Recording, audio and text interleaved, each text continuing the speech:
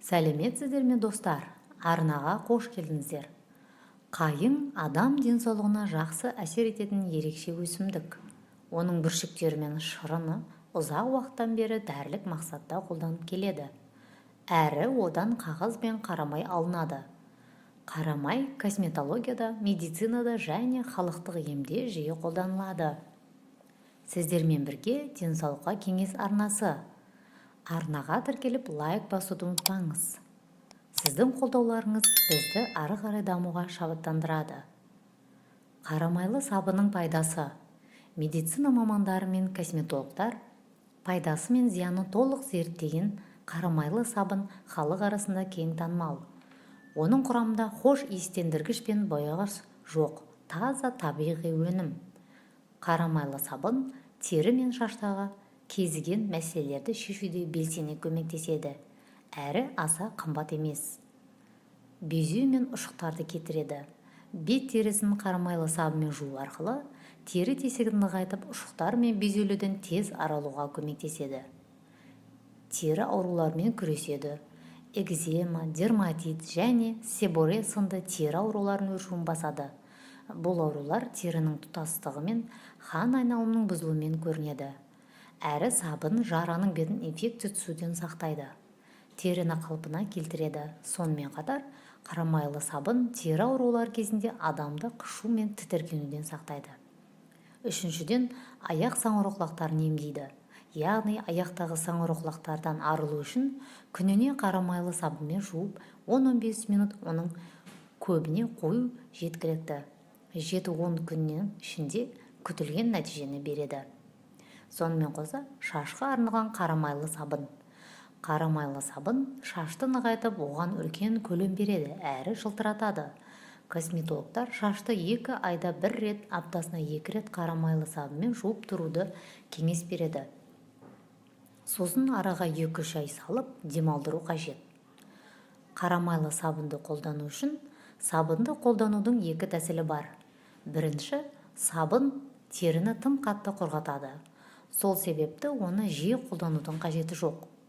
Егер майлы бетті жуатын болсаңыз, онда күніне 2 реттен артық қолданбаңыз. Егер бетіңіздегі безеулерден арылсаңыз, сабынды тек сақтану мақсатында кейде қолданып тұрған дұрыс.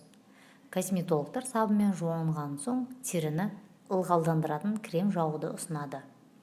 Немесе миндаль майымен араластырып қолданса да болады. Екінші, қарамайлы сабынның құрамында хош иістендіргіш болмағандықтан, ол шаш пен теріге ерекше әсер етеді. Және олар қайың шырынның иісіне тез үйренеді.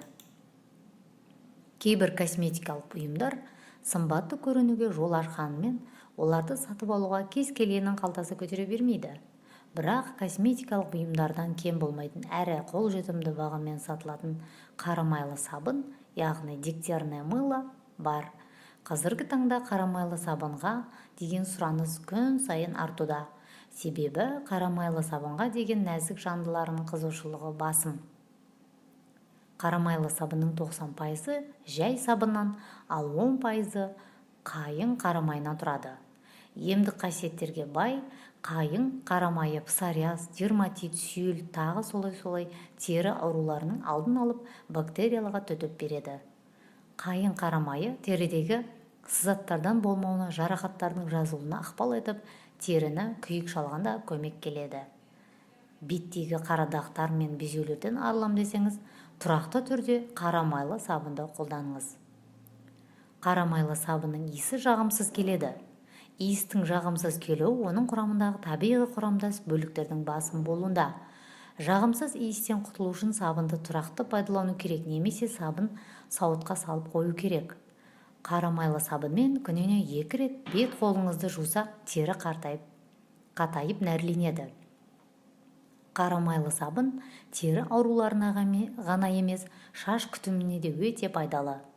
Қайызғақтан арылам десеңіз, шашыңызды қарамайлы сабынмен жуып тұрыңыз. Шашыңызды жуған кезде сабын суды қолданбас бұрын қарамайлы сабынды қолданыңыз. Қарамайлы сабын шашты жылтыратып, оның ұштанып түсіне жол бермейді. Бас терісін қатайтып, шаштың өсімін оң әсерін тигізеді. Косметикалық сабындарға қарағанда Қара майлы сабын әлдеқайда жақсы. Оның құрамында химиялық заттар болмайды, бағасы да қолжетімді.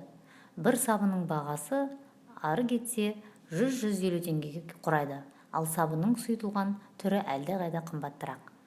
Қара майлы сабыннан ешқандай аллергия болмайды. Бұл сабын кез келген тері түріне жағады, әсіресе құрғақ теріге өте пайдалы. Қара майлы сабынды жаз мезгілінде сирек, ал қыс мезгілінде жиі қолдану керек. Себебі сабын қысты күні теріні суық аяздан сақтайды.